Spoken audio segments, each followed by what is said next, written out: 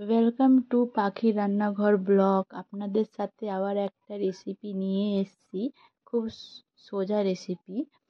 পনির, আলু, সয়াবিনের। এখানে রসুন, আদা, পেঁয়াজ, কাঁচা লঙ্কা, টমেটো, কাজু, গরম মশলা, তেজপাতা মশলা। তারপরে আপনারা এইগুলো পনিরগুলো ভালো করে একটু ভেজে নেবেন, হালকা লো ফ্লেমে আঁচে ভেজে নেবেন, লাল লাল করে গোল্ডেন হওয়ার অবধি। তারপর আবার সয়াবিনটাও একটু গোল্ডেন গোল্ডেন করে ভেজে নেবেন লো ফ্লেমে। ভাজা পরে ভালোভাবে ভেজে নেবেন। তারপর যেই মশলাগুলো আমি দেখিয়েছিলাম এগুলো হালকা লো ফ্লেম আঁচে ভেজে নেবেন ভালো করে।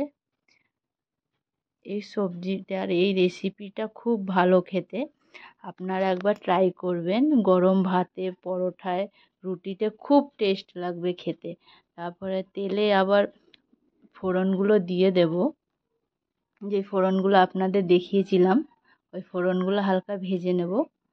তারপর মশলাগুলো একটু কষিয়ে নেব, ভালোভাবে কষাবো, সে কাঁচা কাঁচা গন্ধ না বেরোবে।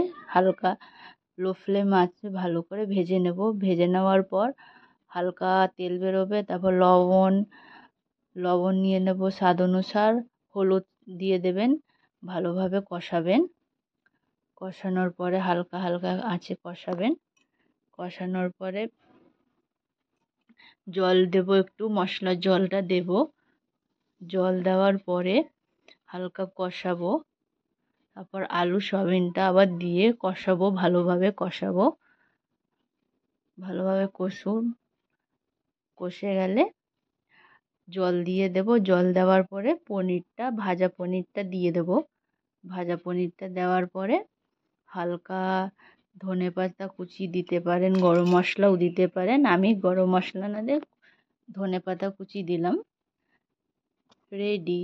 আপনাদের ভালো লাগলে লাইক, কমেন্ট, শেয়ার, সাবস্ক্রাইব করে দেবেন।